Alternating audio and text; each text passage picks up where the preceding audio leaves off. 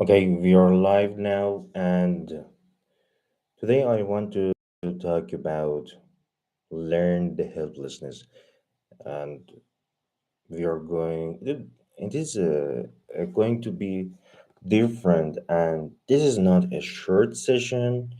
We are going to deep, and this is a complete master class about learn helplessness and how to overcome mental barriers. And we're going to spend maybe a few hours of your time and about this topic. So let me put it here and start. Yeah,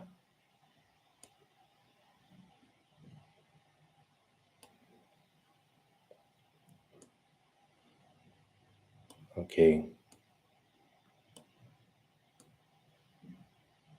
okay. This is one of the most important ideas in psychology. It's called learned helplessness. This idea can change your life. I'm not saying this just to sound good. Understanding this can help you. As well, you will understand yourself. It can help you understand people around yourself. It can show you why you feel stuck sometimes. And most importantly, it can show you how to break free. So get comfortable and grab some water or tea. Get a notebook if you want to write notes. Turn off that distract you. Um, Give a few hours, a few minutes to yourself. You want to invest in yourself. You deserve this time for yourself.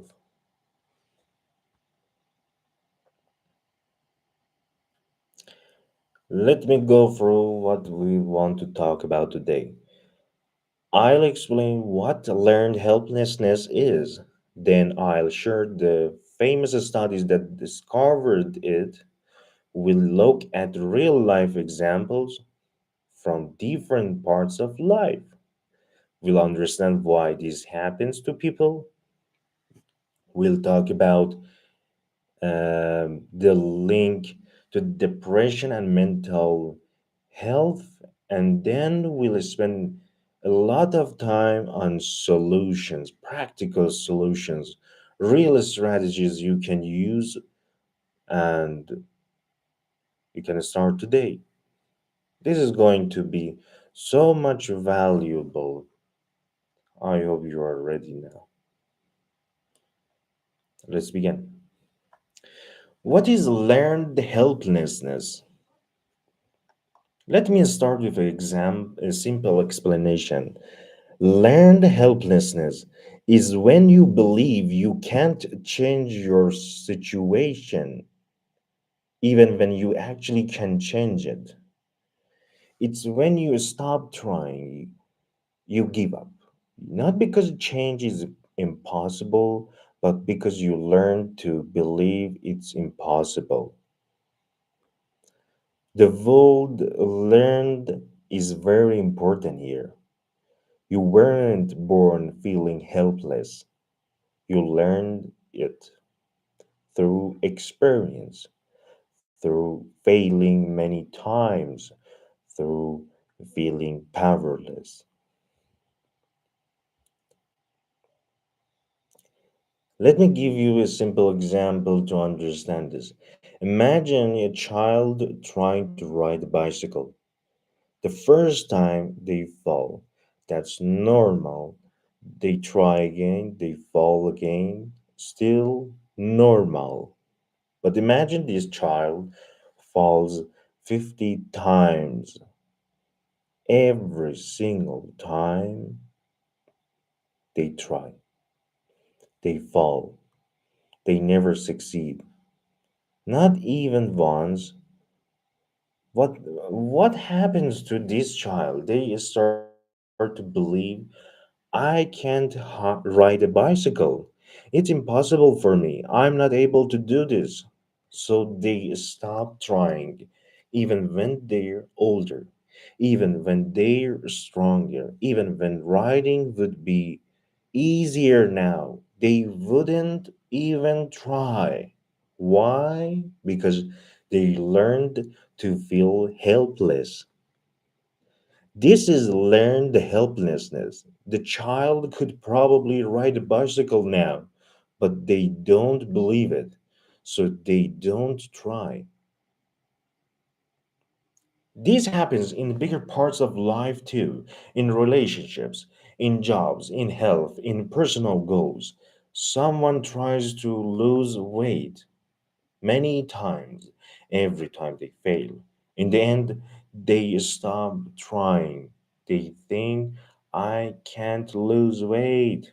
It's impossible for me. Someone tries to find love many times. Every relationship fails. In the end, they stop trying. They think, I'm meant to be alone. Love isn't for me. Someone tries to get a better job many times. Every application gets rejected. In the end, they stop trying. They think, I never have a good career. That's it. In all these cases, change might actually be possible, but the person doesn't believe it anymore. They learn to feel helpless. This is different from real helplessness. Sometimes situations really can't be changed. That's real helplessness.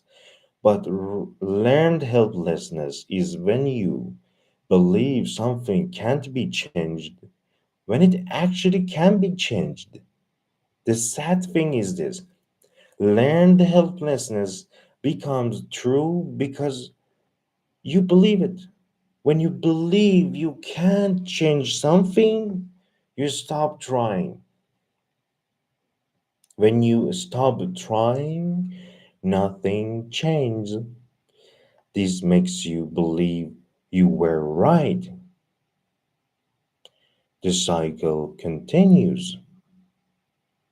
You think, see, I was right, nothing changed. But the reason nothing changed is because you stopped trying, not because change was possible.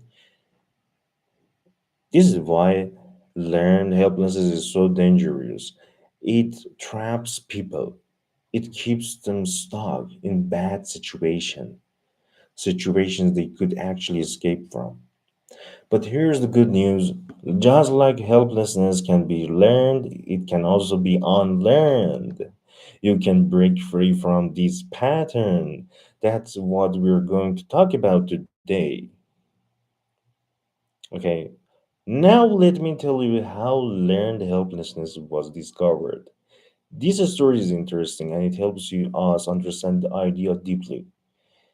In 1967, a psychologist named Martin Seligman was doing research. He was at the University of a name of university. He was studying something else, but he discovered learned helplessness by accident. Seligman was doing experiments with dogs. Now I need to warn you, these experiments cause some discomfort for the animals. They wouldn't be allowed today, but they taught us something very important about psychology. Here's what happens: Seligman put dogs in a special box. The box had two sides with a low wall between them. One side of the floor could give a mild shock, the other side was safe. He gave the dogs a mild shock on one side. The dogs quickly learned to jump over the wall to the safe side. This was normal. Animals naturally try to escape discomfort, but then Seligman did something different. He did a first part of this experiment. He put dogs in a harness where they couldn't escape. He gave them mild shocks. No matter what the dogs did, they couldn't stop the shocks or escape them. The dogs tried everything. They struggled, they moved, they tried to break free, but nothing worked. They were helpless. They had no control. After some time, Seligman released these dogs. Then he put them in the box with two sides, the box where they could easily escape the shock by jumping over the wall. Now, here's the shocking result: these dogs didn't even try to escape, they just sat there. They accepted the shock. They didn't jump over the wall, even though escape was easy and possible. Why? Because they had learned to be helpless. In the first part, nothing they did mattered. They learned my actions don't make a difference. I have no control. This learning carried over even when the situation changed, even when they had control now. They didn't try because they learned not try. Seligman compared these dogs to other dogs who hadn't been in the harness, dogs who hadn't experienced shocks they couldn't escape. These dogs quickly learned to jump the ball and escape. They tried, they succeeded. The difference wasn't ability, both groups could jump the wall. The difference was belief. One group learned they could escape, the other group learned they couldn't. This was the discovery of learned helplessness.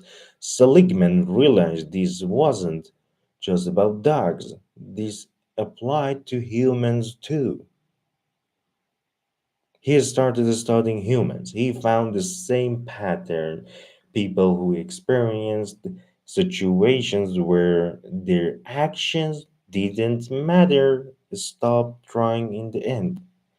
Even in new situations where their actions did matter.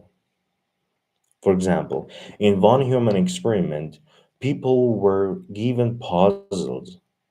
Some puzzles couldn't be solved, but people didn't notice. They tried and tried, but couldn't solve them. Later, they were given puzzles that could be solved, but many didn't even try hard.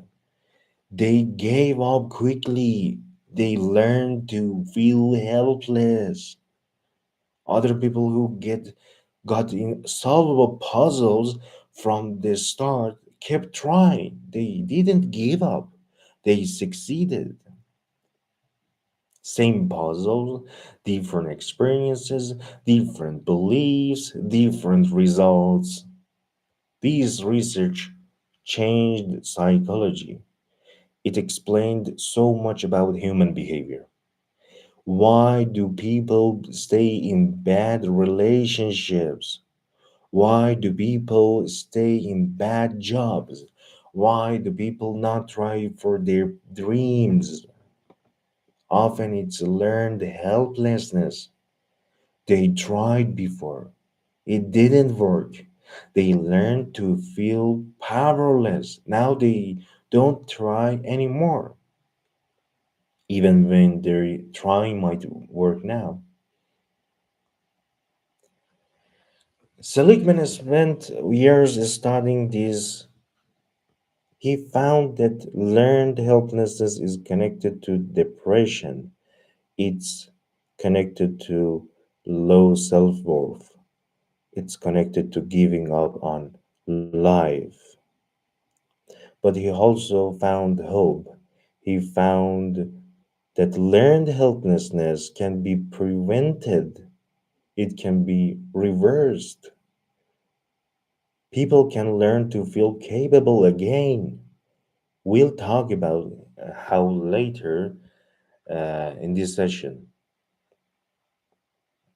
Now let's look at how learned helplessness shows up in real life.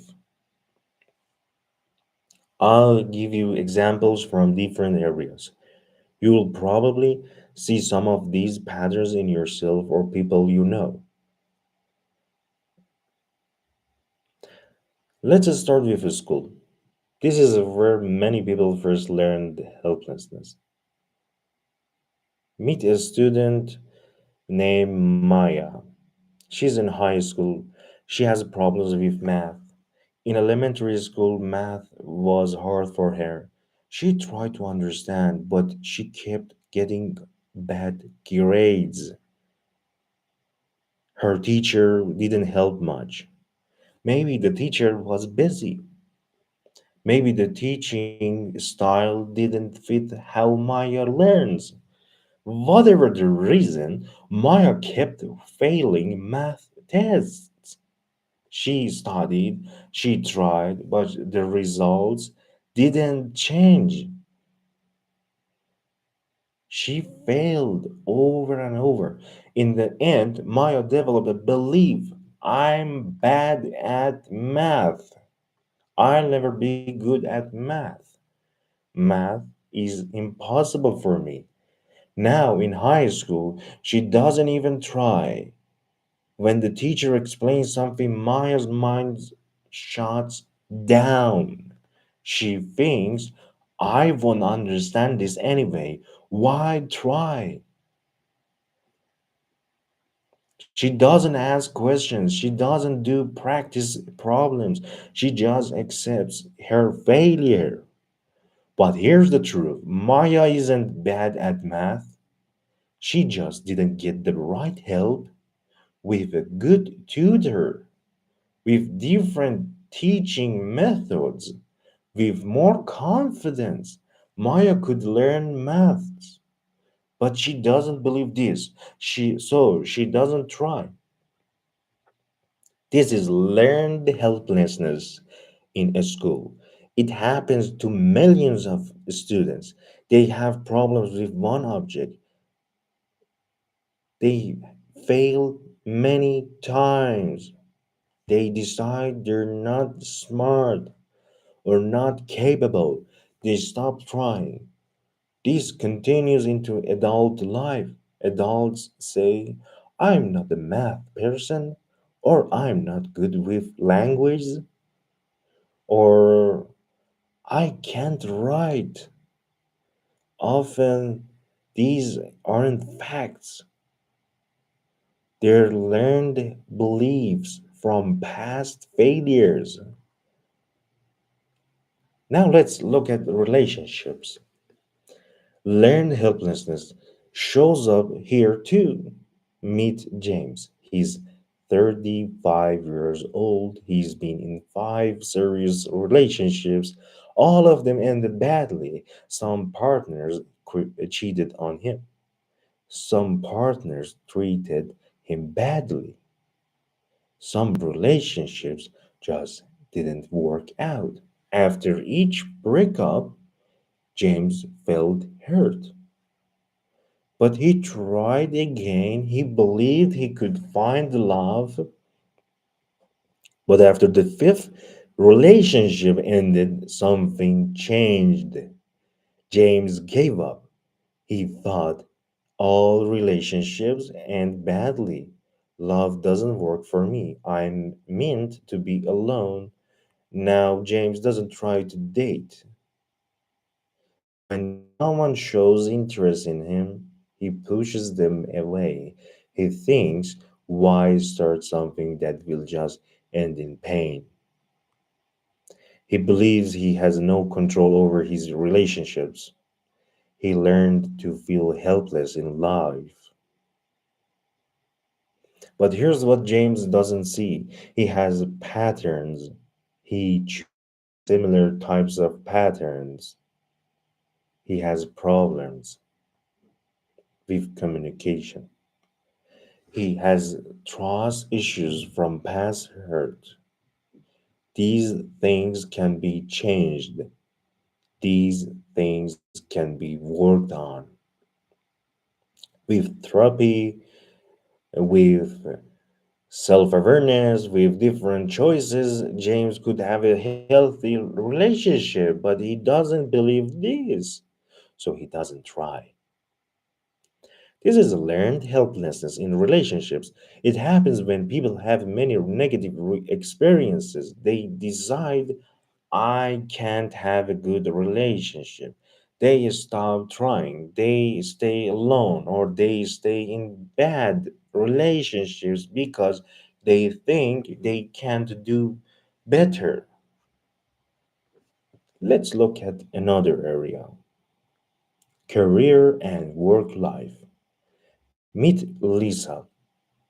She works at the company. She's been there for 8 years. She's in the same position she started in, same desk, same salary, same boring tasks. Lisa dreams of a promotion. She dreams of doing more interesting work, but she never asks for it. She never applies for other positions in the company. She never pushes for change. Why?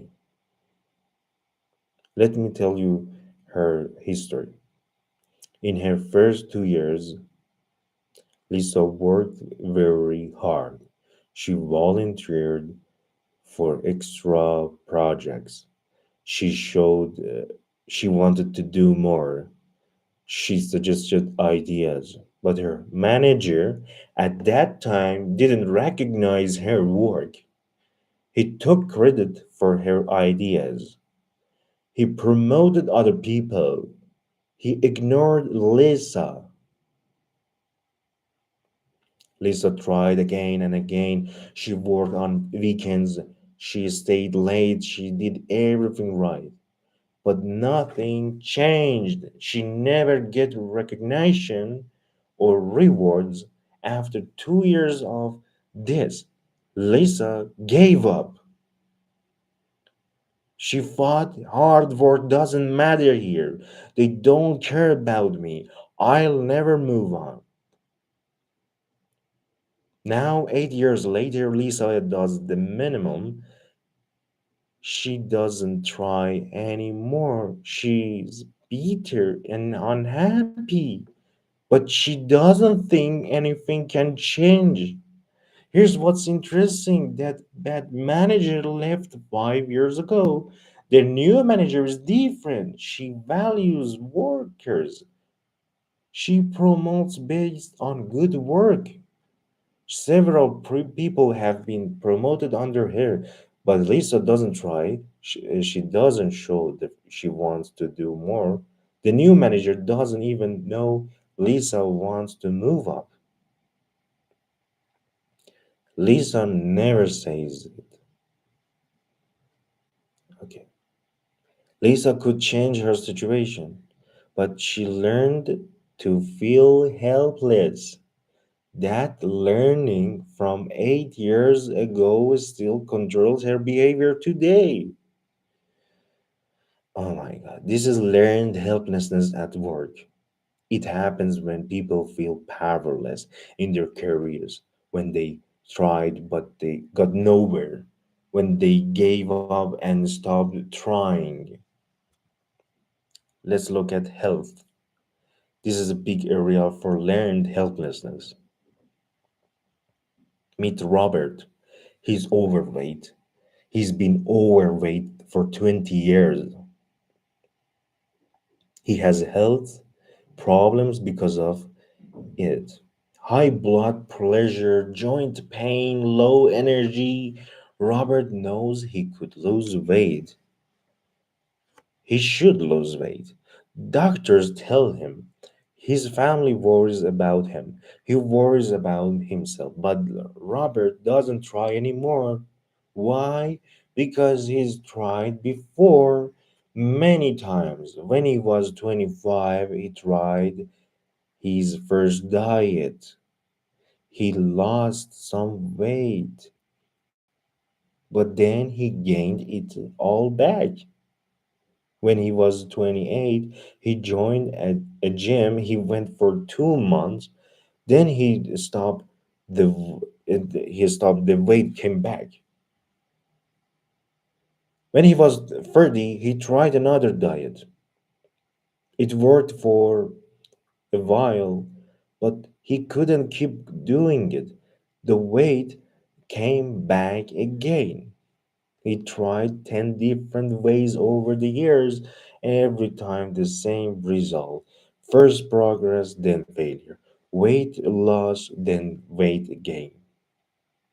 Now Robert is 45. He thinks, I can't lose weight. I've tried everything.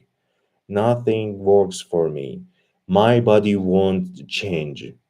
So he doesn't try. He eats badly. He doesn't exercise. He accepts his health problems. He feels helpless. But here's the reality: Robert could lose weight, but he needs different strategies. He needs to work on the emotional reasons he overreads. He needs support. He needs change. He can keep doing, not quick fixes.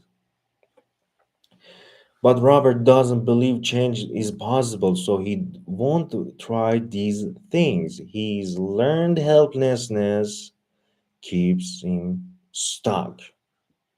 This is common with health. People try to change, they fail, they try again, they fail again. In the end, they learn to feel helpless. They think, this is just how I am. I can't change. Okay, let me give you one more example. Let's talk about money. Meet Sarah.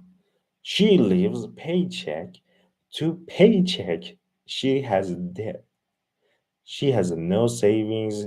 She feels stressed about money all the time. Sarah wishes she had money security, but she doesn't believe it's possible for her.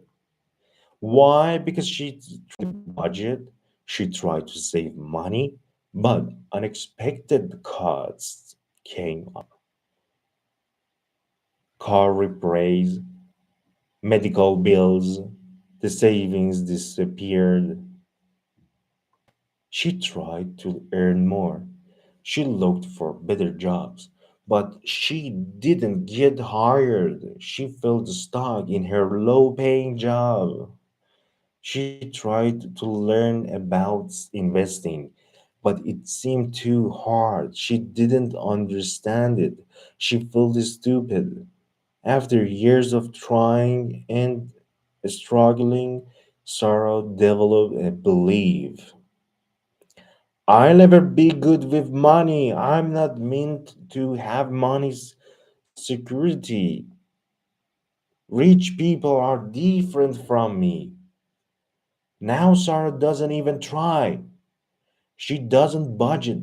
She doesn't look for better opportunities. She doesn't learn about money. She just accepts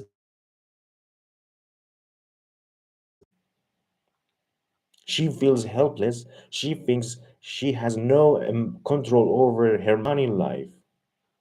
But the truth is different. Sarah could improve her money situation with money education, with better strategies, with a steady effort. Things could change. Many people have improved for worse situations, but Sarah's learned helplessness stops her from trying. She gave up. She accepted defeat. Do you see the pattern in all these examples? It's the same process every time. Step one: person tries to change something. Step 2, they fail. Step 3, they try again. Step 4, they fail again. Step 4, these repeat several times. Step 5, they develop a belief that they can change. Step 6, they stop trying. Step 7, because they stopped trying, nothing changed. Step 8, this makes them believe they were right about being helpless.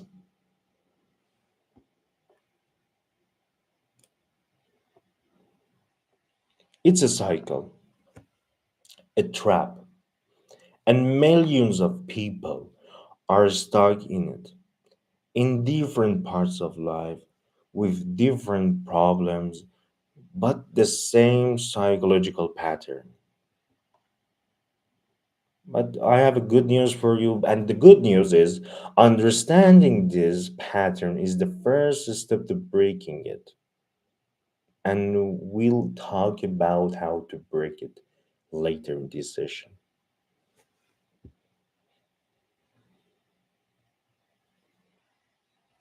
Okay, let me fresh my mouth.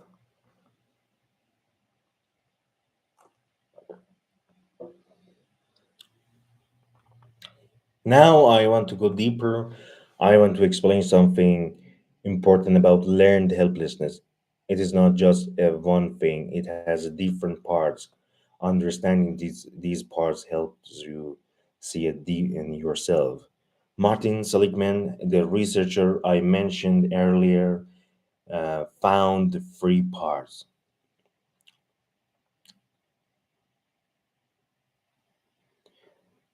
He called them permanence, pervasiveness, and personalization.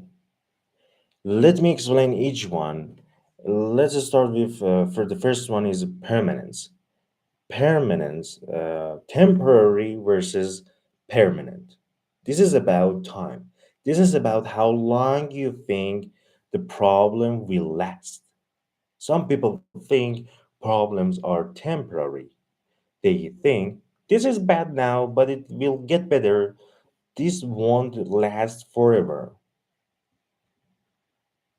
Other people think problems are permanent. They think this is how it will always be. Nothing will ever change. I'm stuck like this forever. Let me give you an example.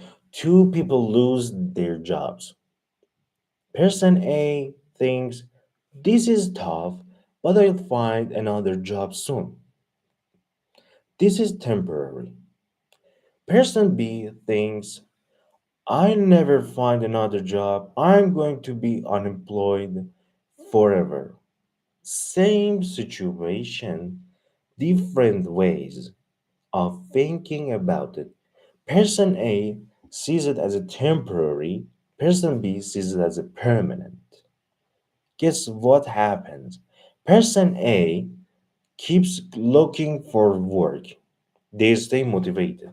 They probably find a job quite quickly. Person B gives up.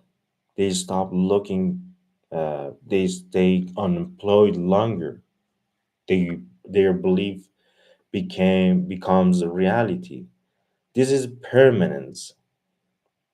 When you see problems as permanent, you develop learned helplessness. When you see them as temporary, you keep hope and keep trying. So look at the problems temporary. You know the reason now. Listen to words that people use. Permanent thinking sounds like I'll never, I always, it will never change. This is just how I am. Temporary thinking sounds like right now, currently, for the moment, At this time, this is you should use these phrases I read them. The words show the thinking, and the thinking shapes the behavior. Now we're going to the part two, pervasiveness.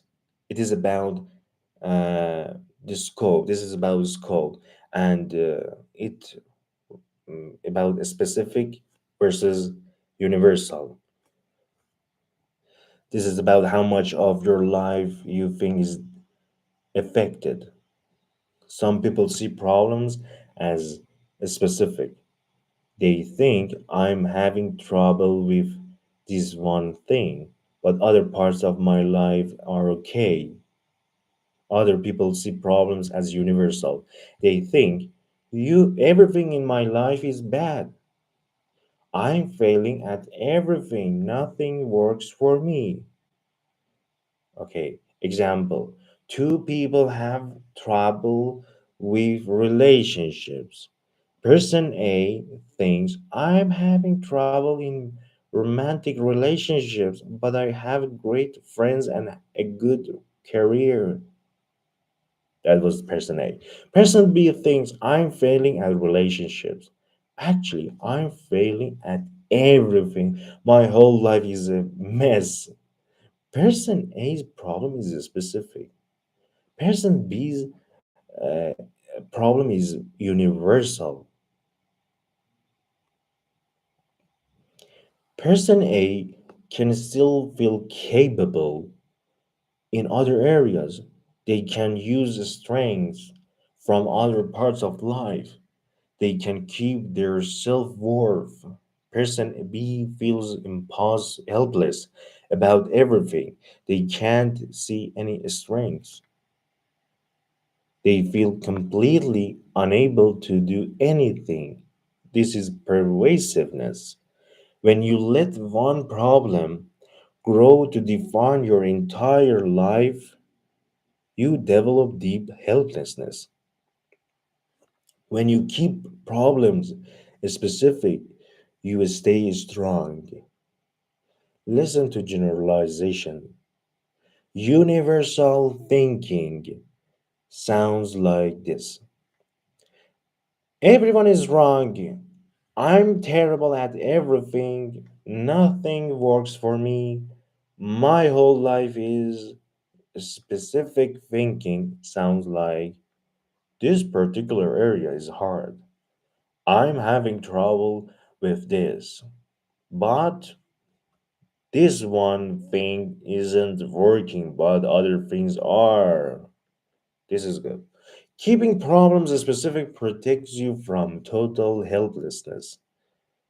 And part three, personalization, external versus internal.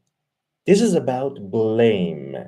This is about how you think is responsible for problems. Some people externalize, they think this happened because of circumstances, because of other people, because of situations outside of my control. Other people internalize, they think this happened because of me, because I'm flawed, because there is something wrong with me. Example, two people fail at test. Person A thinks the test was unfairly hard. The teacher didn't prepare us well. The timing was bad. Person B thinks I'm stupid. I'm a failure. I'm not smart enough. Person A externalize. Person B internalize. Now this is tricky. Some externalizations is healthy. It protects self-worth. It prevents you from being too hard on yourself. But too much externalization means you never take responsibility. You never think you can change anything because everything is external. Some internalization is healthy too. It helps you take responsibility. It helps you see what you can control. But too much internalization destroys self worth. You blame yourself for everything. You think you're basically flawed. The key is balance. See what you can control and what you can't. Take responsibilities for your part. But don't blame yourself for everything. People with learned helplessness often internalize too much. They think bad things happen because I'm not good enough, because I'm defective, because I'm basically unable. This creates deep helplessness. If the problem is who you are, then how can you change it? You can't change your basic self, so you feel hopeless.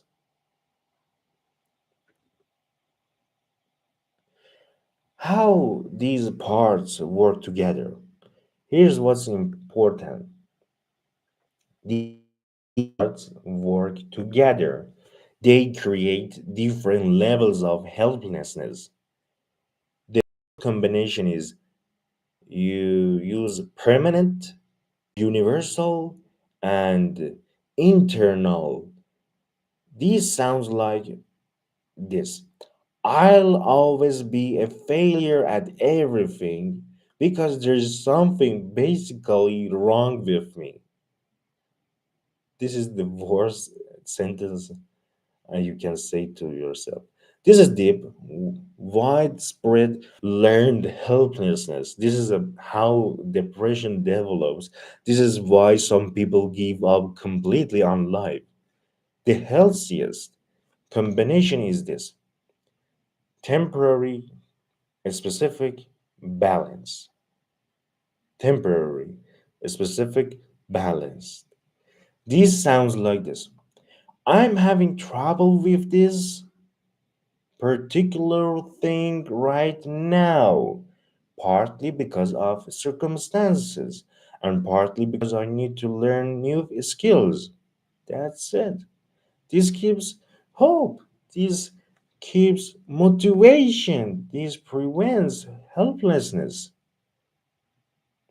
Pay attention to your own thinking. When something goes wrong, how do you think about it? Is it permanent or temporary? Is it everything or just this one thing? Is it all you or are there other factors? Your way of thinking matters more than the event itself. Two people can experience the exact same event. One develops helplessness, the other doesn't. The difference is how they think about it. You can train yourself to think differently, and that's part of how you beat learned helplessness. We'll talk more about this in the solution section. Um, Now let's talk about something serious: the link between learned helplessness and depression. This is important to understand. Learned helplessness isn't just about giving up on tasks. It's not just about being unmotivated in its severe form. It is connected to clinical depression. Martin Seligman realized this early in his research. The dogs in his experiments didn't just stop trying to escape, they showed other symptoms too.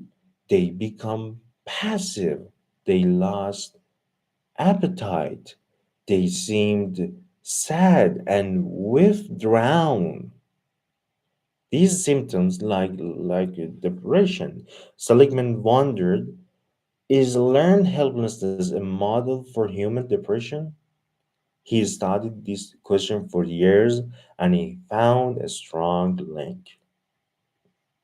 How learned helplessness leads to depression.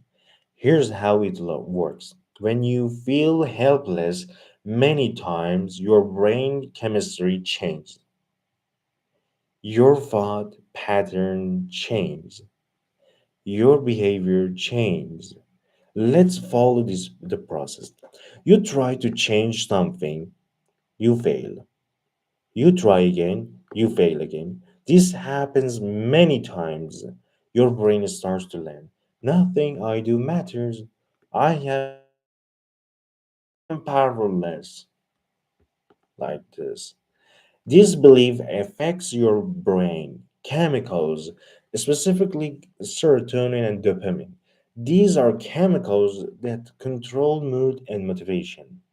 When you feel helpless, these chemicals decrease. When they decrease, you feel depressed.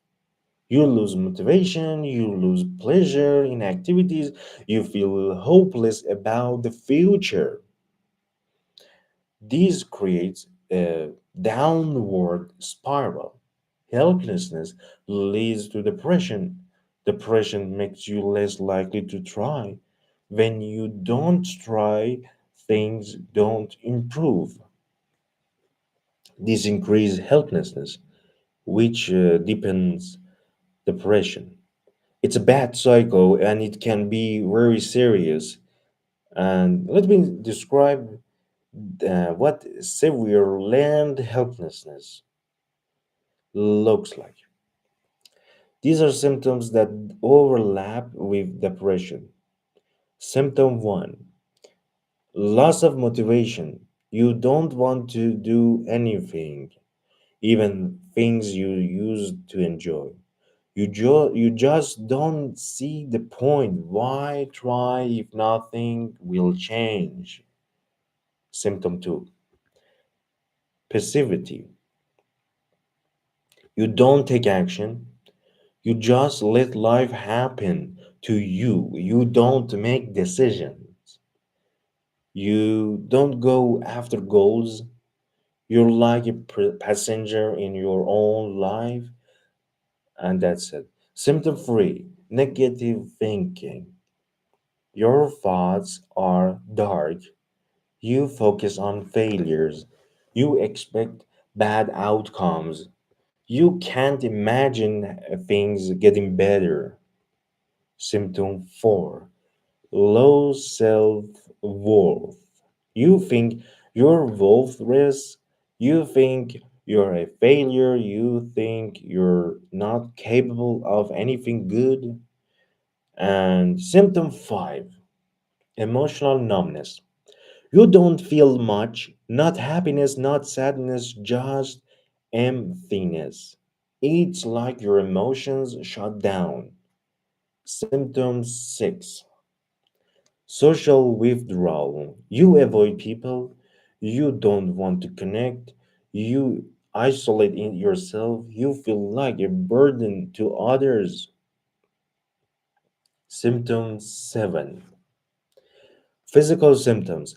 You feel tired all the time, you sleep too much or can't sleep, you eat too much or lose appetite, your body reflects your mental state.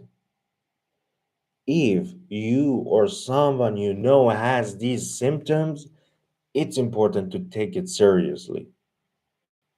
This isn't just feeling sad, this is a real mental health issue. The good news is depression can be treated. Here's what's important to know: if learned helplessness contributes to depression, then unlearning helplessness can be help treat depression. This was Seligman's major insight. He developed therapy or approach based on this. He taught people to change their thinking patterns. He taught them to get back a sense of control, and it worked.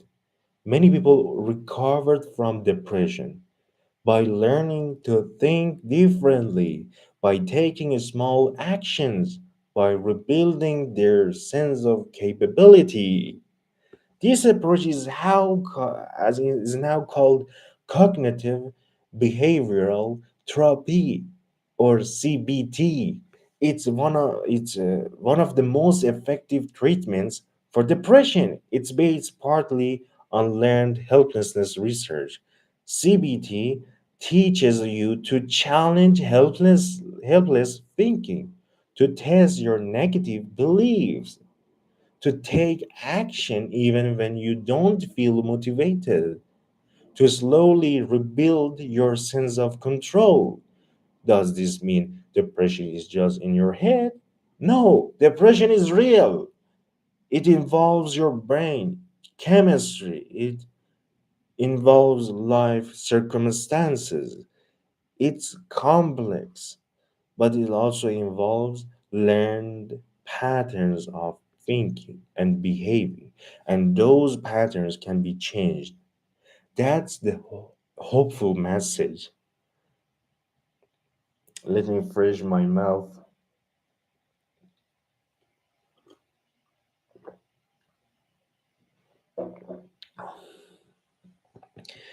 Let me be clear about something. This masterclass is educational. It's not therapy. It's not medical advice. If you're struggling with severe helplessness or depression, please get professional help. Talk to a therapist, talk to a doctor. There is no shame in this. It is the smart thing to do. Professional help is important if you feel hopeless most days, have thoughts of suicide or self harm, can't function normally in daily life, have been feeling this way for weeks or months, have tried to help yourself but nothing works. These are signs you need professional support. There are effective treatments available: therapy, medication, support groups. You don't have to suffer alone. That said, the strategies I'll share later in this session can help. They can work together with professional treatment. They can help in milder cases. They can prevent helplessness from becoming depression. Okay, but if you criticize, get professional help. That's the priority. Let me clarify something. Learned helplessness and depression are related but not the same thing. Everyone feels helpless sometimes. Everyone feels sad sometimes. That's normal. That's part of being human. The question is how often, how severe, how long, how much does it affect your life? If you feel helpless about one specific thing but function normally otherwise, that's not depression. That's a problem to work on, but it's not clinical depression. If you feel helpless about most things most of the time for weeks, for months, and it severely affects your life, that might be depression. Depression is diagnosed by professionals based on specific criteria. It's not just feeling down, it's a persistent pattern of symptoms that stop you from functioning well. So don't diagnose yourself, but also don't ignore warning signs. Be honest with yourself about how you are doing and get help if you need it. Now let's understand why learned helplessness happens. What causes it? Why do some people develop it and while others don't? Let's look at the deeper reasons. Reason number one, repeated uncontrollable experiences. This is the main cause. Learned helplessness develops when you repeatedly experience situations where you have no control. The key word is repeatedly. One failure doesn't enough create learned helplessness, but many failures, especially when you truly tried your best, teach your brain to give up. Think about it. Your brain is always learning from experience. It's asking, do my actions matter? Can I influence outcomes? If the answer is yes, your brain learns, I have power, I have agency, I can change things. If the answer is no, repeatedly your brain learns, I have no power, my actions don't matter, I can't change anything. This learning makes sense in truly hopeless situations. If you're truly powerless, giving up saves energy. It prevents pointless struggle. But the problem is, your brain sometimes learns this lesson too well. It applies it to new situations where you actually do have control. This happens especially in childhood. Children who grew up in chaotic, unpredictable environment often develop learned helplessness. Nothing they did mattered. They couldn't control their parents' behavior. They couldn't prevent bad things from happening. This teaches them, I'm powerless. And this belief carries into adult life, even when they have much more control now. Reason number two, lack of early success experience. Here's another important factor. People who experience success early in life develop what's called mastery orientation. Mastery orientation means I can learn things, I can get better, effort leads to results. These develops when children face challenges and overcome them. When they try, struggle, keep going, and finally succeed, this teaches them I can do hard things. But some children don't get these experiences. Maybe they're overprotected. Parents do everything for them. They never face challenges. They never struggle. They never build the muscle of persistence. Or maybe they're under supported. They face challenges but have no help. They fail and no one teaches them how to improve. They decide they're just not capable. Both extremes prevent success experiences. And without success experiences, you don't develop a sense of capability. You don't learn that effort matters. Then, when you face challenges as an adult, you give up quickly. You didn't learn how to keep going. You didn't learn that failure is part of learning. This creates vulnerability. To learn helplessness, your first reaction when things get hard is to quit because you never learn to push through difficulty. Okay, reason number three, negative thinking style. Remember the three parts of explained earlier: permanence, pervasiveness, personalization. Remember? These form what's called your thinking style. Your thinking style is how you usually explain events to yourself, especially negative events. Some people have an optimistic thinking style. When bad things happen, they think this is temporary. It is just this one thing. It is partly due to circumstances. Other people have a pessimistic thinking style. When bad things happen, they think this is permanent. It affects everything. It is all my fault because I'm not good enough. Pessimistic thinking style creates vulnerability to learned helplessness. You interrupt failures in the worst possible way. This makes you give up faster. Where does thinking style come from? Partly from childhood. Yes, you learn it from parents, teachers, and early experiences. Okay, if your parents blamed you for everything, you learn to internalize problems. If they said you'll never change, you'll learn to see problems as a permanent.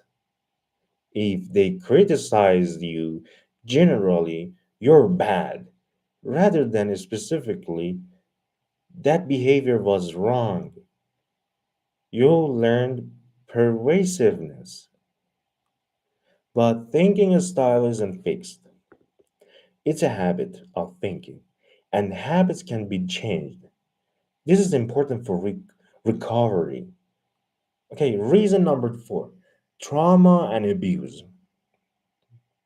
This is a serious factor. People who experience trauma or abuse are highly vulnerable to learned helplessness. Why? Because trauma creates exactly the conditions that cause learned helplessness. You experience something terrible. You can't control it. You can't escape it. You can't stop it. You're truly powerless in that moment. This teaches your brain I'm helpless. I have nothing to do. Bad things happen when and I can't prevent them. This makes sense for the traumatic situation.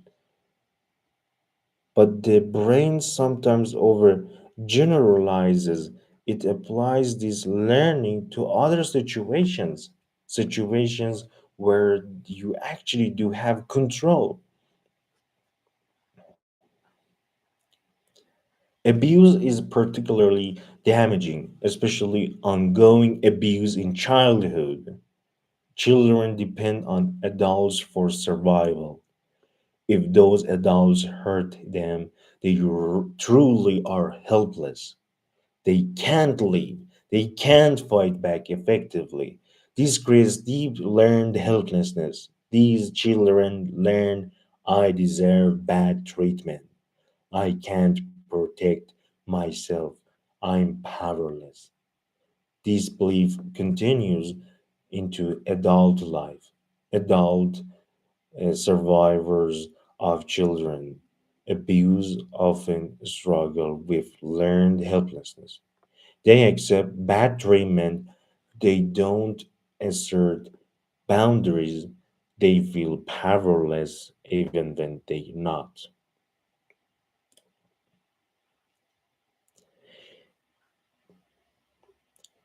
Healing from this requires therapy. It requires slowly learning that you have power now, that you can protect yourself now, that you can make choices now. This is possible, but it takes time and support. Reason 5 why learned helplessness happen. Cultural and social factors. Learned helplessness isn't just individual. It can be cultural and social too. Some groups of people faces system-wide barriers. They face discrimination. They face limited opportunities. They try to improve their situations, but systems works against them. Over time, this can create collective learned helplessness. The group starts to believe we can't change our situation. The system is too powerful. We're powerless. This is understandable. When you face real barriers, when the system really is working against you, it is rational to feel helpless to some degree. But even here, complete helplessness is inaccurate. Change is often possible, though it's harder. It requires collective action, it requires persistence, it requires strategy. The danger is when people give up completely, when they don't even try for small improvements, when they accept injustice as unchangeable. History shows that social change is possible. Oppressed groups have made progress, but it required people who refused to accept helplessness, who kept trying even when it seemed hopeless. On an individual level, cultural messages matter too. If your culture tells you people like you can't succeed, you might internalize this. You might not even try. If your culture values certain types of success and you don't fit that mold, you might feel helpless. You think success isn't for people like me. These cultural factors interact with personal experiences to create or prevent learned helplessness. Okay, reason number six, biological factors. Finally, there are biological factors. Some people are more vulnerable to learned helplessness due to genetic and brain chemistry. Research shows that some people's brain respond differently to uncontrollable stress. Their stress response systems are more reactive. They produce more stress hormones. They have different levels of certain brain chemicals. This doesn't mean learned helplessness is purely biological, it's not. But biology can make some people more vulnerable. Think of it like a threshold. Everyone has a point where they develop learned helplessness. If experiences are bad enough, but that threshold is different from different people.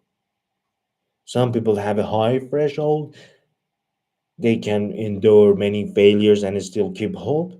Others have a lower threshold, they develop helplessness more easily. This isn't about their strength or weakness, it's about biology. Just like some people are more prone to allergies or infections, some people are more prone to learned helplessness and depression. The good news is, even biological vulnerability can be addressed through therapy, medication, if needed, lifestyle change, and learning new thinking patterns. Biology influences but doesn't determine your fate. You still have power. You still can change. Okay, let's drink someone.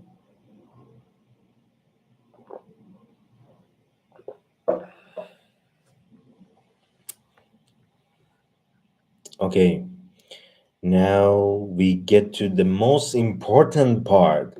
How do you overcome learned helplessness? How do you break free from this pattern? Let me give you real strategies. I'm going to organize these into two parts. Two parts. First, I'll talk about mindset shift. There are ways of thinking differently. Then, in the next chapter, I'll talk about actions. These are specific things to do. Let's start with mindset shift, the first part. Strategy number one, recognize and name the pattern. The first step is always awareness. You need to see when you're experiencing learned helplessness. Pay attention to your thoughts. Do you think things like, there's no point trying, nothing will change, I can't do anything about this, this is just how things are? These are learned helplessness thoughts. When you notice them, name them. Say to yourself, this is learned helplessness talking. This isn't reality. This is a pattern I learned. Naming it creates distance. It helps you see that these thoughts aren't fact, they're interpretations, and interpretations can be questioned. Keep a journal, write down moments when you feel helpless. Write what the situation is, write what you're thinking, write what you're feeling. After a week, look at your journal, you'll see patterns. You'll see certain situations trigger helplessness. You'll see repeating thoughts. This awareness is powerful. You can change what you don't notice. Once you notice the pattern, you can start to interrupt it. Strategy 2, challenge the three parts. Remember permanence, pervasiveness, and personalization. You need to actively challenge these. When you think something is permanent, ask, is this really forever or might these change? What examples do I have of things that seem permanent but changed? When you think something is universal, ask, is this really affecting everything or is it just this one area? What parts of my life are actually going okay? When you blame yourself completely, ask, is this all my fault or are other factors? What parts can I control and what parts can't I control? These questions interrupt automatic negative thinking. They force you to examine your interruption. Let me give you an example. You think, I'll never be successful. I fail at everything. It is because I'm basically flawed. Challenge it. Will I really never be successful? Never is a long time. I might not be successful right now, but can I say for certain about entire future? I fail at everything? Really, everything? Let me think. I'm successful at some things. I have some skills. I have some achievements. It's all because I'm flawed? Or might some failures be due to circumstances, lack of resources, lack of knowledge, bad timing, or other factors? See how this works. You're not just accepting the helplessness, you're interpretation. You're questioning it. You're looking for other explanations. Do these repeatedly. Make it a habit. Every time you notice helpless thinking, challenge it. Over time, this weakens the pattern. Strategy 3, find examples of change. Learned helplessness makes you blind to evidence of change. You only see the failures, you miss the successes. Deliberately look for counter examples, look for times when things did change, when your actions did matter, when you did have control. Make a list. Times I changed something, include everything, big and small. Maybe you learned a new skill. Maybe you improved a relationship. Maybe you solved a problem at work. Maybe you changed a habit. Maybe you helped someone. All of these are evidence that you have capability, that change is possible, that your actions matter. Keep this list where you can see it. When you feel helpless, read it. Remind yourself, I have changed things before. I can change things again. Also, look at the other people's example. Read the stories of people who overcome difficult situations, who went from helplessness to empowerment. These stories prove that change is possible. If it is possible for them, it might be possible for you and me. These plants seeds of hope. Strategy 4: separate past from present. Learn helplessness is based on past experience, but the past doesn't determine the present. Just because something didn't work before doesn't mean it won't work now. Situations change, you have more knowledge now, more skills, more resources. When you catch yourself thinking, I tried this before and it didn't work, add one word: before. Before. I tried this before and it didn't work then. But this is now. Things might be different now. This small shift is powerful. It opens possibility. It acknowledges that time has passed. Context has changed. Also, be specific about what didn't work before and your why. Maybe your approach was wrong. Maybe your timing was wrong. Maybe you didn't have the right support. What's the different now? Why? What would you do differently? What have you learned? This analytical thinking breaks the generalization. It helps you see that it didn't work isn't a complete sentence. The full sentence is it didn't work in that specific situation with that specific approach at that specific time. That's very different from it will never work. Strategy 5: distinguish between things you can and you can't control. Learned helplessness often involves confusing what you can control with what you can't. Sometimes people feel helpless about things they actually can control. They just don't see it.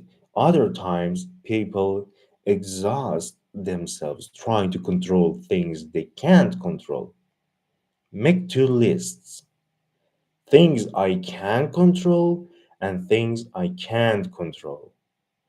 Things you can control: your actions, your responses, your thoughts with practice, your effort, your choices, how you spend your time, what you learn, how you treat people. Things you can't control: other people's action, other people's feelings, the past, many external circumstances, the economy, other people's opinions. The clarity is important. Stop trying to control what you can't control. That's where real helplessness lies. You're literally helpless to control other people or change the past. But Focus on what you can control. That's where your power is. Even in bad situations, you have some control. Maybe you just over your attitude, maybe just over small choices, but that's real power. As the saying goes, you can't control the wind. You can't control the wind, but you can adjust your sails. Strategy number 6: develop self compassion. Learned helplessness often comes with harsh self judgment. You blame yourself, you think you're weak, you're forgiving up, you think you're a failure. This self criticism makes everything worse. It lowers your motivation, it increases depression. You need to develop self compassion instead. Treat yourself like you'd treat a good friend who is struggling. If your friend felt helpless, would you say, "You're pathetic, you're weak, you're a failure"? No, you'd say, "This is hard. You've been through a lot. It is understandable. You feel this way. You're doing your best." Say these things to yourself. When you notice learned helplessness, respond with compassion. I learned to feel this way for good reasons. I experienced real failures. I experienced real pain. It makes sense. I feel helpless. I'm not weak. I'm human and I can learn new patterns. Self compassion doesn't mean giving up. It doesn't mean accepting helplessness. It means being kind to yourself while you work on change. Research shows self compassion actually increases motivation. When you're kind to yourself, you feel safer. When you feel safer, you're more willing to try, to take risks, to face challenges. Harsh self judgment creates fear. Fear creates avoidance. Avoidance maintains helplessness. Compassion creates safety. Safety creates courage. Courage leads to action. Action breaks helplessness. Strategy number 7: grow a growth mindset. This idea comes from psychologist Carol Dweck. It's closely related to overcoming learned helplessness. A fixed mindset believes abilities are fixed. You either have dream them or not. You don't. You either smart or not. You're either capable or not. A growth mindset believes abilities can be developed through effort, learning, and practice, and you can improve, you can grow.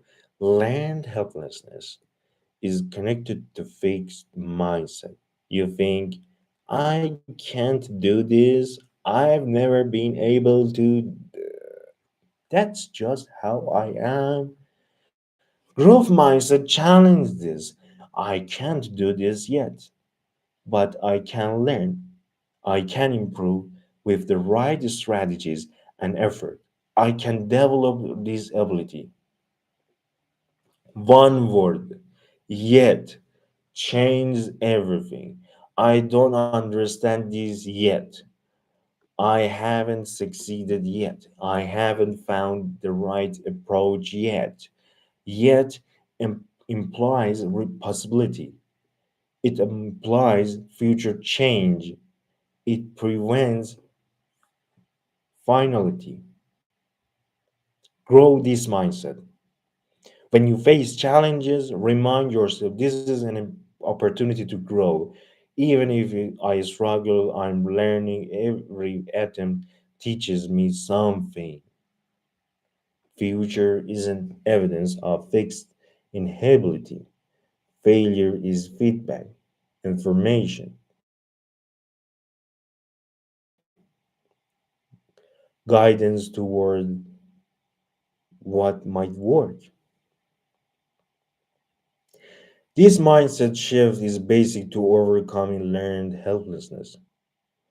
And we are going to part two. Part two. Now let's talk about action strategies. There are specific things you can do. Mindset shifts are important, but action is what creates real change. Strategy number 8. Let's start with the smallest possible step. When you feel helpless, taking action feels impossible. Everything seems too hard, so you don't try. The solution is to make the first step ridiculously small, so small that it is almost impossible to fail. Let me give you an example. If you want to exercise but feel helpless about fitness, don't start with go to the gym for an hour. That's too big. You'll resist it. Start with put on workout clothes. That's it. Just put them on. Don't even exercise, just wear them. This sounds silly, but it works. Why? Because it breaks the pattern of not doing nothing. You take one tiny step. You prove to yourself you can do something. Tomorrow, maybe you put on workout clothes and walk to the end of the street. It's still tiny, it's still manageable. The next day, maybe 5 minutes of light exercise, you're building slowly. Each small success builds confidence. This is called behavioral activation in therapy. You activate yourself, you will start moving, even tiny movements count. The key is make it so small you can't say no. Remove every excuse. Make it effortless. Make it effortless. If you want to clean your messy house but feel helpless about it, don't try to clean everything. Pick one item, one cup, one piece of trash, put it away. Done.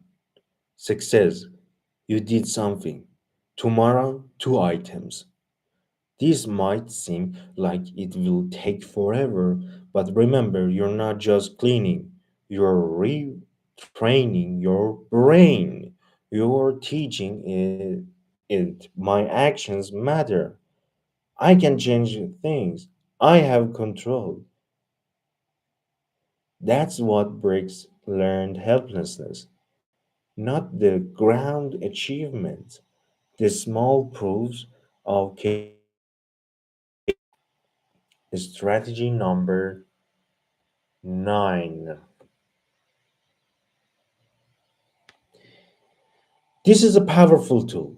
Every day, write down your successes, not just big ones, and all of them. I got out of bed. I made breakfast. I replied to an email. I was kind to someone. I completed a task. These seem insignificant, but they're not.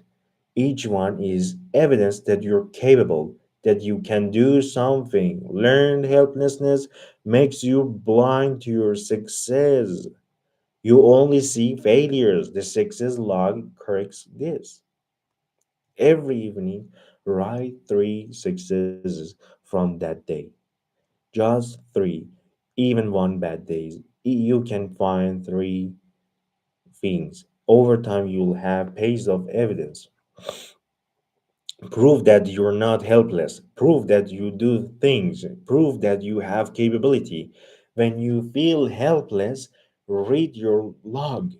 It contradicts the helpless story. It shows reality. You are capable. This isn't toxic positivity. You're not ignoring problems, that you are balancing your perception, you are seeing the full picture, not just the negative part. Strategy number 10, set process goals, not just outcome goals. So important. Outcome goals are about results. Lose 20 pounds, get promoted, find a partner. The problem with outcome goals is you don't fully control them. You can't guarantee the outcome. These can reinforce helplessness. You try hard but don't achieve the outcome. You feel helpless again. Process goals are about actions, things you can control. Exercise 3 times this week, apply for 2 jobs this week, go to one social event this month. You fully control these. You either do them or you don't. The outcome isn't guaranteed, but the action is in your control. Focus on process goals. Celebrate when you complete them, regardless of outcome. If you exercise 3 times and don't lose weight, you still succeeded. You did what you set out to do. That builds a sense of control. Over time, good processes lead to good outcomes, but by focusing on process, you build capability and confidence along the way. This prevents the all or nothing thinking that feeds helplessness. You get wins even when ultimate outcomes take time. Strategy number 11, seek out success experiences. Remember, lack of success experiences contributes to learned helplessness. So, deliberately create success experiences. Find something you can learn and get better at it. Something with clear progress, something with achievable challenges. It doesn't have to relate to your main problems.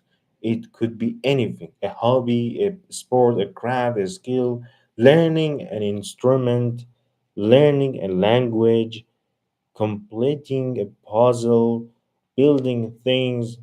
The point is to experience the cycle. Try, struggle, keep going, improve, succeed. These teaches your brain I can learn, I can overcome challenges. Effort leads to results. These learning transfers. If you can master guitar, your brain remembers. I can master difficult things. This helps you feel less helpless in other areas. Choose something with clear levels of branch marks, something where you can see yourself improving. This provides regular feedback that you're capable. Many people who overcome learned helplessness say a hobby or a skill saved them. It gave them something they could control, something they could succeed at.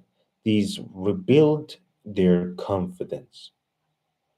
Strategy number 12, find or create choice. Learned helplessness comes from having no choices, from feeling like everything is out of your control. The solution is choice, even small choices, even seemingly insignificant choices. If you feel helpless in your job, maybe you can't quit right now. But can you choose what you wear? Can you choose when you take breaks? Can you choose what you have for lunch? These tiny choices matter. They remind your brain, I have some control, I make decisions, I have power. Look for areas of choice in your life, even in bad situations. Some choices exist. Find them, use them. Also, create artificial choices. Give yourself options.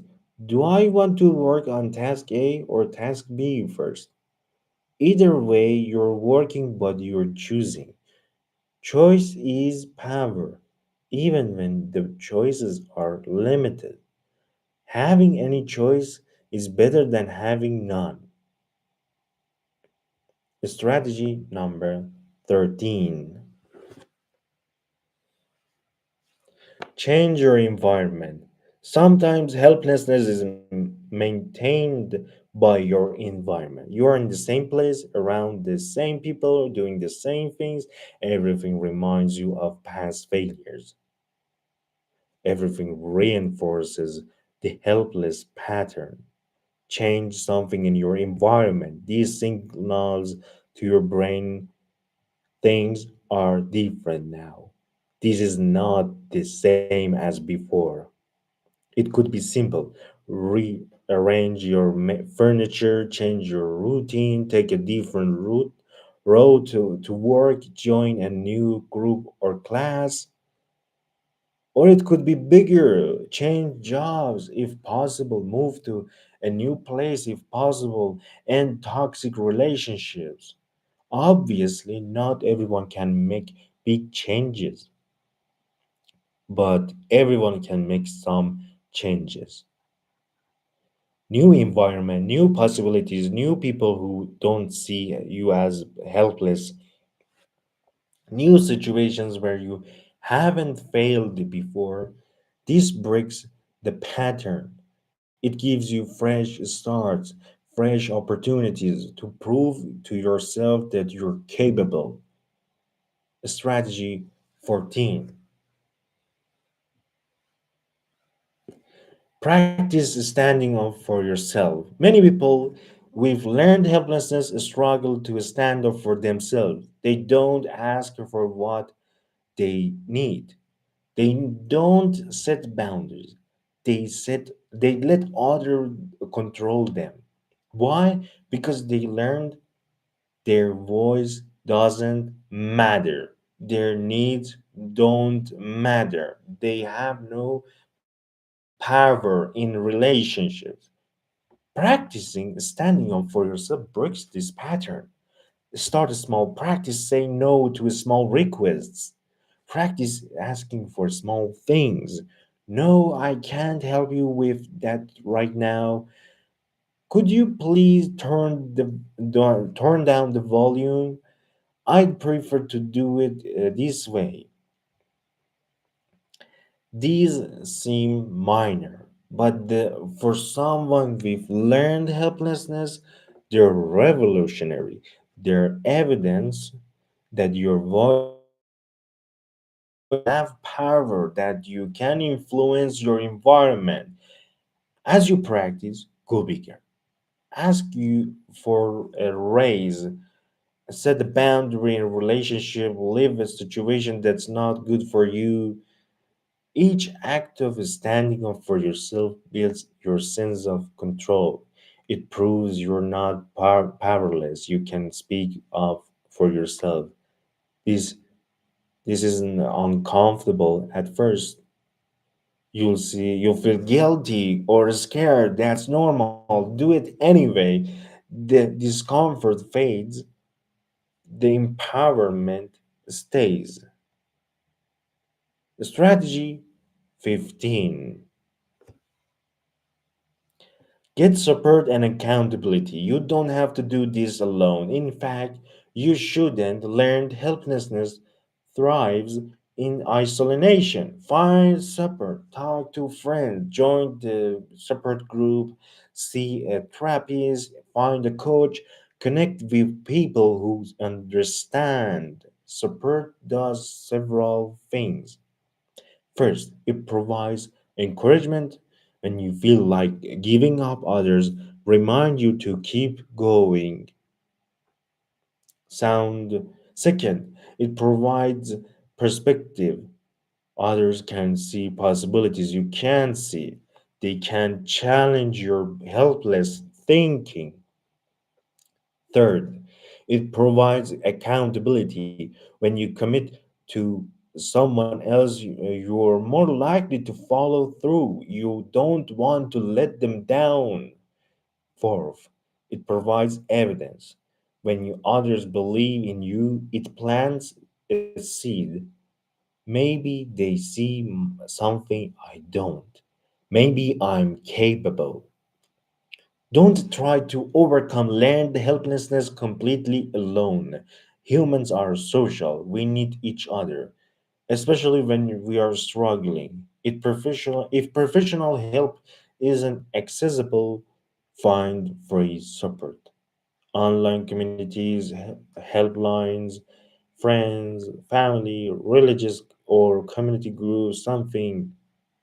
Connection combats helplessness. Isolation reinforces it. Strategy 16. Celebrate the small wins.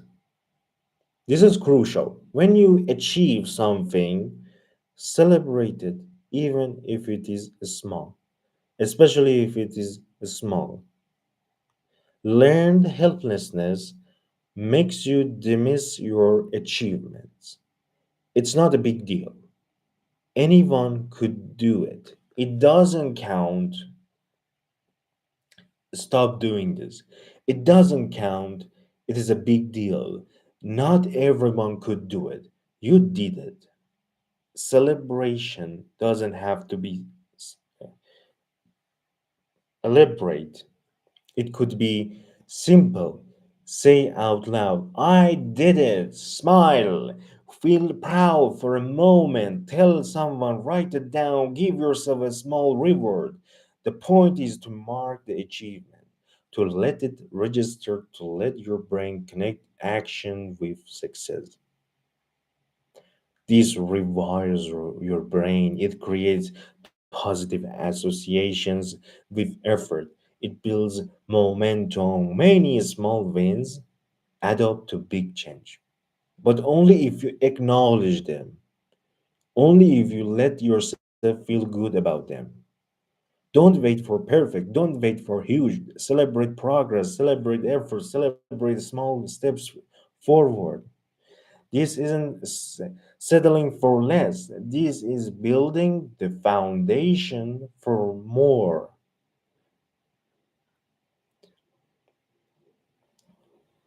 Now, I want to talk about learned helplessness in a specific context. Different situations need slightly different approaches. For example, in relationships, learned helplessness in relationships is common. Maybe you've been hurt repeatedly. Maybe you try to make relationships work and they failed. Maybe you stay in bad relationships because you think you can't do better. The key to overcoming this is to recognize your power. You can't control others, but you can control your choices.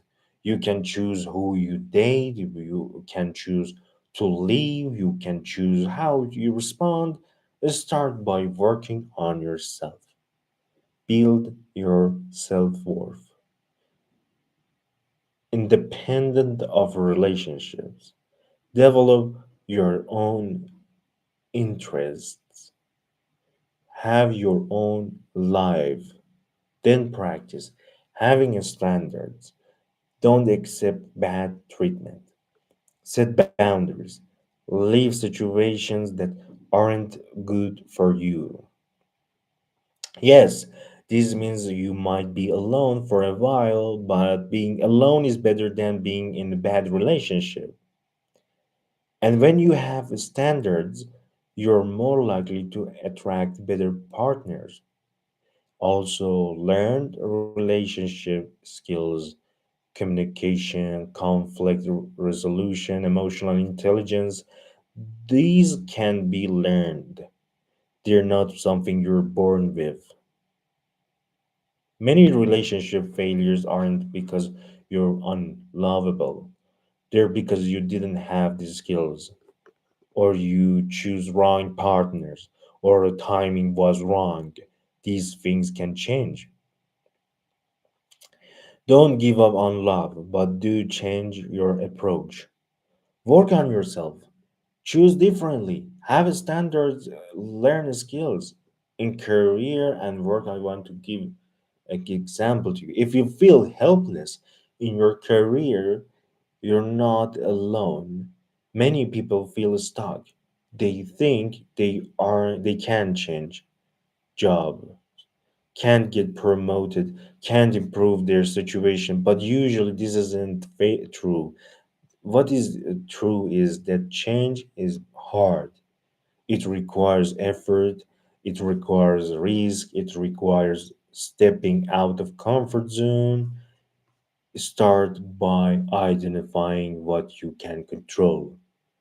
You can control your skills, learn new ones, take courses, get certifications, read, practice. You can control your network, connect with people in your field, go to events, reach out online, build relationships.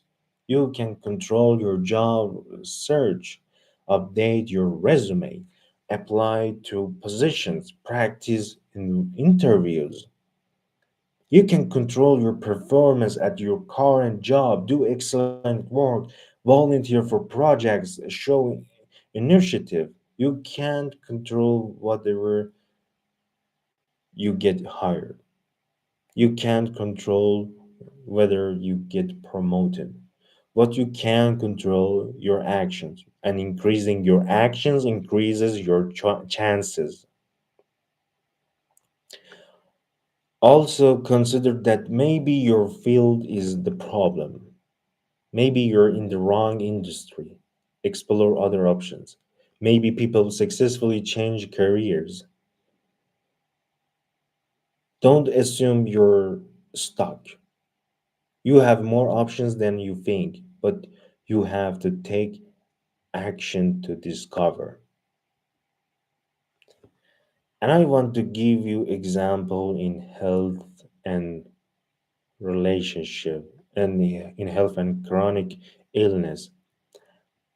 This is a tough one. If you have a chronic illness or disability, there are real limitations, real things you can't control. But learned helplessness can make you give up on things you could actually do. It can make you more disabled than the condition itself makes you. The key is to focus on what you can control. You might not be able to cure your condition, but you can manage symptoms. Can you improve your quality of life in small ways? Yes, everyone can do. Maybe you can't exercise like healthy people, but can you do gentle movement? Can you stretch? Can you do physical therapy exercises? Maybe you can't eat perfectly, but can you make some healthier choices? Can you drink more water? Can you add one vegetable? Maybe you can't eliminate pain, but can you learn pain manageable techniques? Can you join a support group? Can you work with doctors to find better treatments? Don't compare yourself to healthy people. Compare yourself to yourself. Are you doing what you can with what you have? Also, seek support. Chronic illness is hard, and you need people who understand. Support group, therapists who work with chronic illness, online communities. Don't let your illness define you completely. Yes, it is part of your life, but you're more than your illness. Find meaning in purpose in parenting. I want to give you example. Parents can develop learned helplessness too, especially parenting of difficult children or children with special needs. You try everything, nothing works. Their behavior doesn't change. The struggles continue. You feel like a failure. You give up trying. But children change. They develop. What didn't work last year might work now. What works now might not work last next year. You have to keep adapting. Also seek support, parent support groups, parenting classes, therapists, special education resources, whatever applies to your situation. You're not supposed to know everything. You're not supposed to be perfect. Parenting is hard. Everyone struggles. But don't give up. Keep trying new approaches. Keep learning. Keep asking for help. Your efforts matter more than you think. And also take care of yourself. You can't pour from an empty cup. If you're burned out, you have nothing to give. Rest, recharge, get support. Your child needs you to not give up. Even when it is hard, even when progress is slow, keep showing up, keep trying. That's what breaks the cycle of learned helplessness. Or if you experience trauma, learned helplessness is understandable. Trauma creates real helplessness. You couldn't control what happened. You couldn't stop it. But what happened in the past doesn't have to define your future. You have more control now than you think. Recovery from trauma requires professional help. Please see a therapist who works with trauma. They can guide you through healing. But here are some general points. One, understand that your reactions are normal. They're not weakness. They're how humans respond to terrible experiences. Two, focus on safety now. Create a safe environment. Remove yourself from danger if you're still in it. Safety is the foundation for healing. Three, reconnect with your body. Trauma disconnects you from your body. Practices like yoga, mindfulness, or therapy focus on the body can help.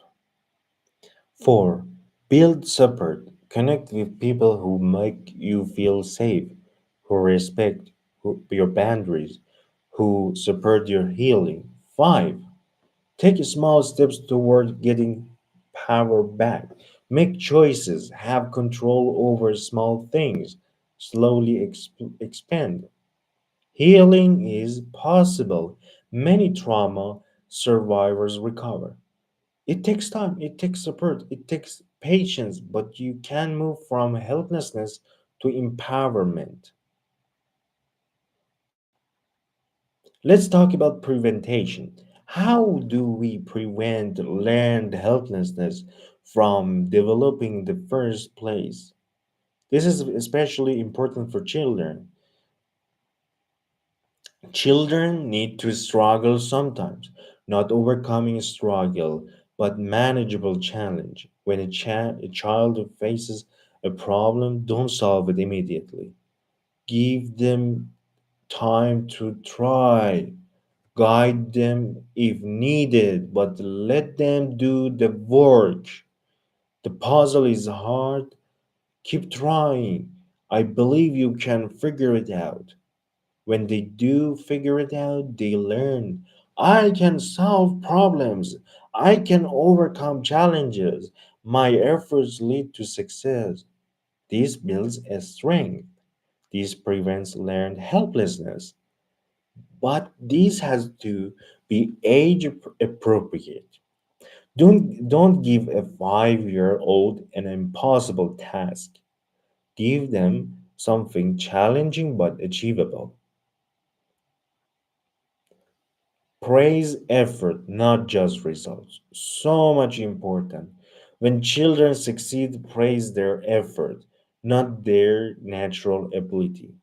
Don't say, you are smart, you are talented, you're natural. Say, you worked hard, you didn't give up, you tried different strategies, you kept going.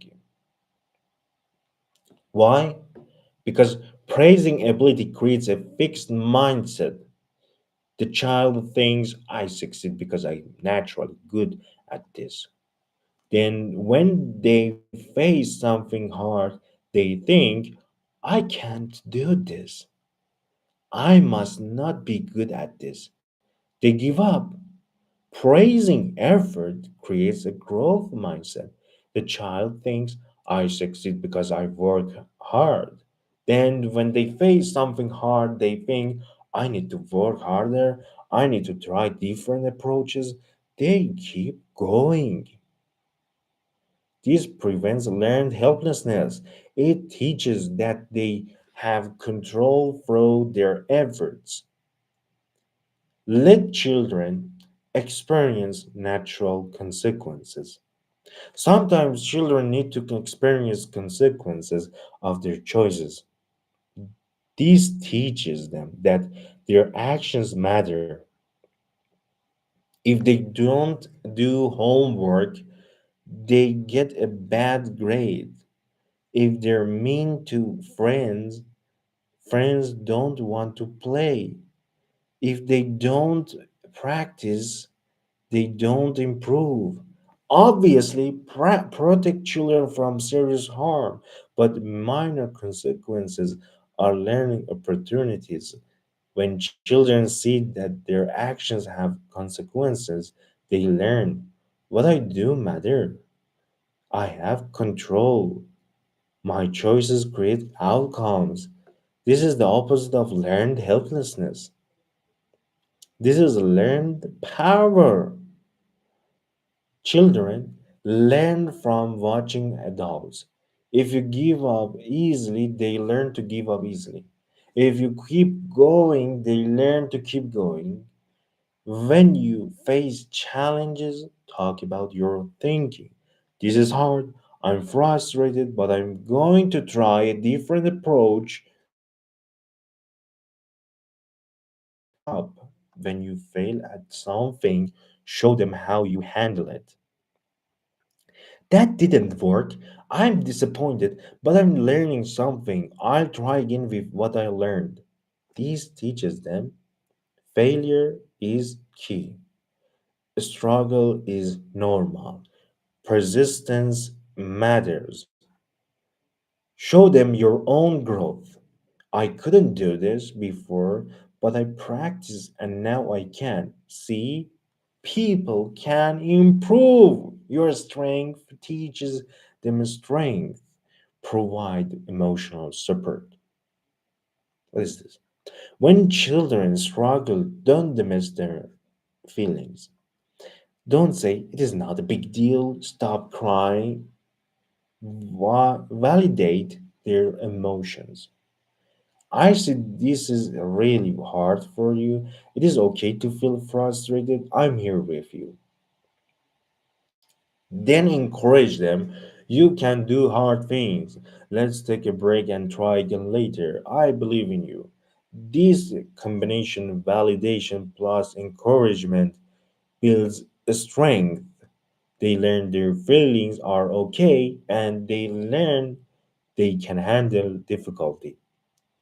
Without validation, children feel alone in their struggles. They can lead to helplessness. Without encouragement, children might stay stuck in negative emotions. This can also lead to helplessness. You need both compassion and confidence. Explicitly teach children how to solve problems. Break it down into steps. First, we identify the problems. What exactly is wrong? Second, we think of solutions. What are different things we could try? Third, we pick one solution and try it. Fourth, we see if it worked. If not, we try different solution. Walk them through this process many times with homework problems, with friend conflicts, with daily challenges. Over time, they learn this process. They become good problem solvers. They know how to approach challenges. This prevents helplessness. They have a toolkit. They know what to do when they face problems.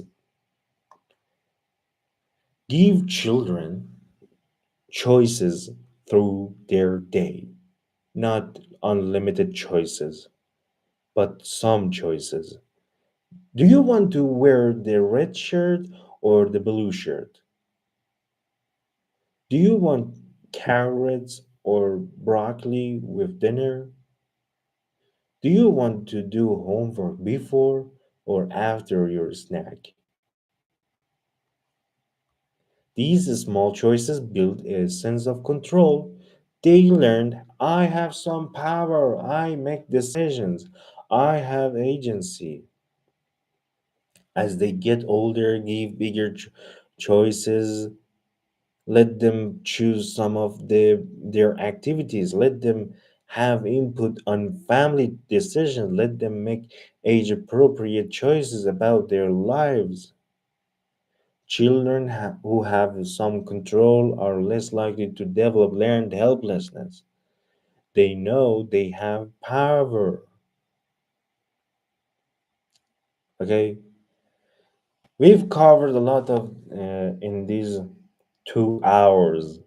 Let me bring all of them together. Learned helplessness is when you believe you can't change your situation, even when you actually can. It develops through repeated experiences of failure or powerlessness. It is reinforced by certain thinking patterns, and it can lead to depression and giving up on life. But learned helplessness can be overcome through changing your thinking, through taking small actions, through building support, through celebrating progress, through persistence.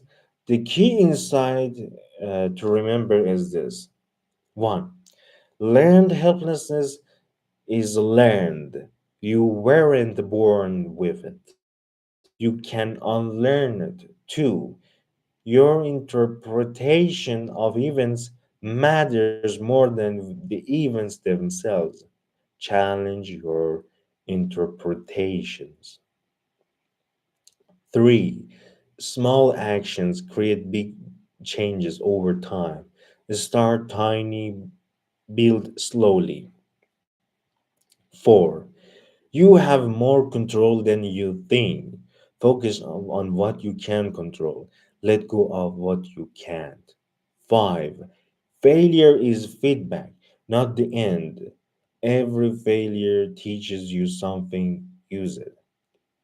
Six, you don't have to do this alone. Get support, connect with others. Seven, celebrate progress. Acknowledge your efforts. Recognize your growth. If you're struggling with learned helplessness right now, I want to know changes. I want you to know change is possible. I've seen it. I've studied it. I've experienced it myself. You can break free from this pattern. It won't be instant. It takes time, it takes effort, it takes patience, but it's worth it. Start with one small thing, just one. It takes, and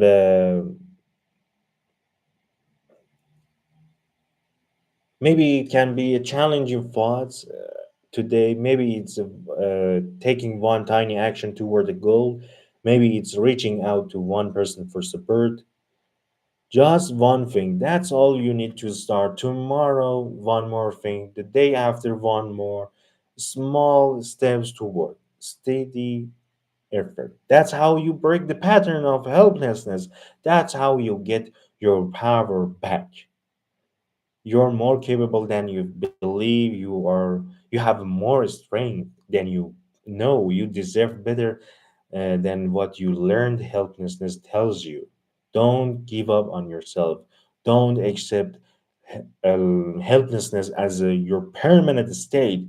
Keep trying, keep learning, keep growing. I believe in your ability to change, even if you don't believe it yet. Borrow my belief until you develop your own. Thank you for spending these 2 hours with me. Thank you for investing in yourself. Thank you for being here. I hope this was valuable. I hope you learned something. I hope you feel more empowered. If you have a question or want to share your story, tell me. I read them. I care. You are not alone in this road. Remember, you have a power, you have a choice, you have a capability. Don't let learned helplessness tell you otherwise. Take care of yourself, be patient with yourself, be kind to yourself, and and take one small step toward today. Thank you. I'll see you in the next session. Goodbye for now.